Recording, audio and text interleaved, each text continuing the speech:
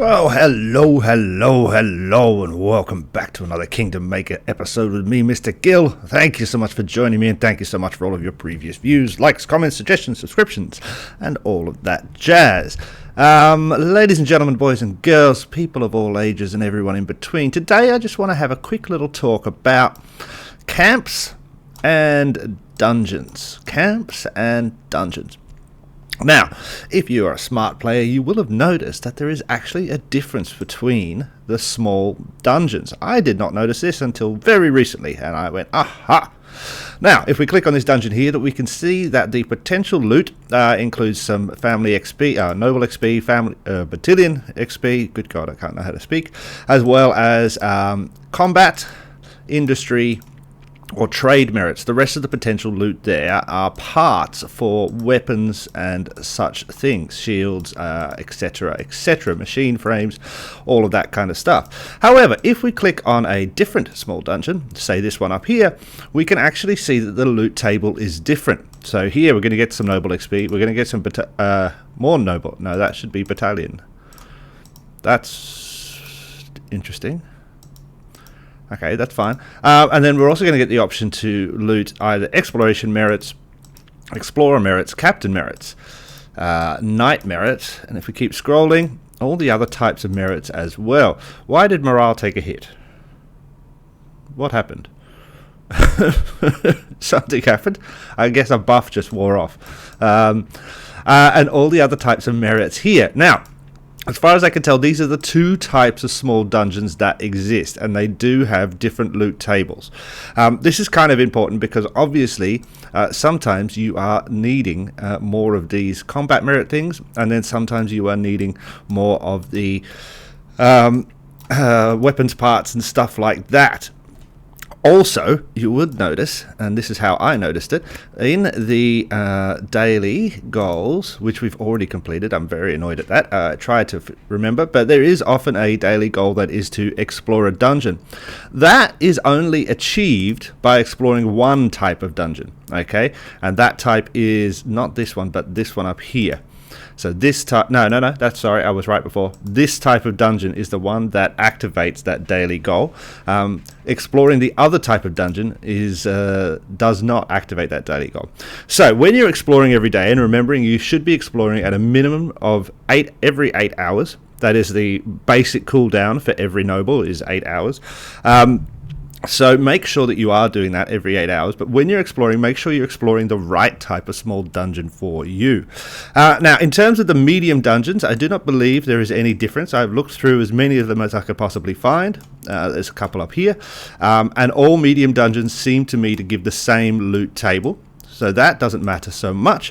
However, there are also the Forgotten Battlegrounds here, which I guess are another type of medium dungeon. And they do offer a different loot table to the classic medium dungeons. So again, make sure that you are exploring the ones that are going to give you the things that you need at that point. On a daily basis, I mix it up depending on whether I want more merits or I need parts to construct something. At the moment, I'm focusing mainly on the merits. So that's what we do.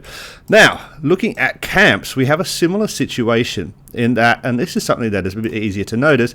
Obviously, the different types of camps are going to give different types of loot. Now, one of these, the Marauder Camp we can see here, focuses a little bit on food and wood, as well as giving you combat merits. Now, if we look over here at, say, this Ravager Camp, we can see that this one focuses on stone, a little bit of food, a little bit of silver, and combat merits as well. So, and then there's one more, isn't there? Where is it? The Separatist Army up here. This will provide you with a lot more food, definitely the most amount of silver, and then the combat merits again, as well as a chance to earn different, I think it's, yeah, all of these heroes, champions, are different shards than the Ravager Camp. Which is the same 3, and the Marauder Camp, which is the same 3. Yeah. So basically, what you need to be doing is thinking about what you need for that day. So say if you need stone, then you want to be making sure that you are focused on only attacking Ravager Camps. If you need some wood, you want to be focused on attacking these Marauder Camps. And if you need some silver and some food, you want to be focused on attacking the Separatist armies. Now, at the earlier levels, up until about level 13, I think it is, we can see here, this is all they give. However, but if you go above to level 13, I think, yeah, you will notice that what we start to get added on is another forms of XP, so banner XP plus banner parts. So the Marauder Camp will offer human banner parts. The Separatist army will offer human banner parts as well, and the food really ramps up with the Separatist armies at a higher level, so it's really cool now. And then the Ravager Camps, which is the one I like. Where is one? There's one over here. The Ravager Camps here will offer Orc banner parts. Now, Orc banner parts are super lovely and super great, and I need a lot of those at the moment because I have 2 Orc banners. So these are currently the ones that I am attacking. This has the added benefit of giving me a ton of stone every day. So again, like with the dungeons, what you want to be doing every day is deciding what you actually need. As a general rule, I would say that I don't need much food. I seem to produce enough food, and in general, if you attack one of these camps, you are going to get enough food to kind of complete the attack. Say if we wanted to attack this, it's going to cost me 432. It'll probably cost me a little bit of healing, and that is easily outweighed by the amount of food that we potentially loot, which is 1.2k. So in general, what I am doing every day is attacking the Ravager camps at the moment because I want the Orc banner parts. I'm also attacking the Separatist armies because I want the silver. Those seem to be the 2 things that I am greatest need of. Stone is not really not that much every day, so I usually kind of avoid the Marauder camps and stick to just the Ravager camps and the Separatist armies. But it's super important, and it becomes a little bit, I guess, it can change quite a lot. Now, obviously, we can attack other players in order to get more loot, and that is a faster way for sure.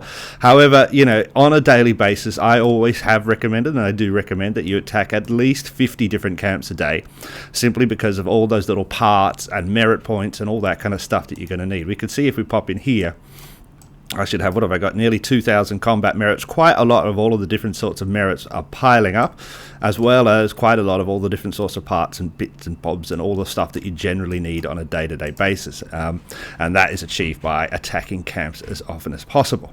So I just wanted to kind of outline that because it's something that, while not super important, I don't know if people really have a look and notice how the differences are, between all of the camps, between the dungeons. There are some little differences that actually can add up.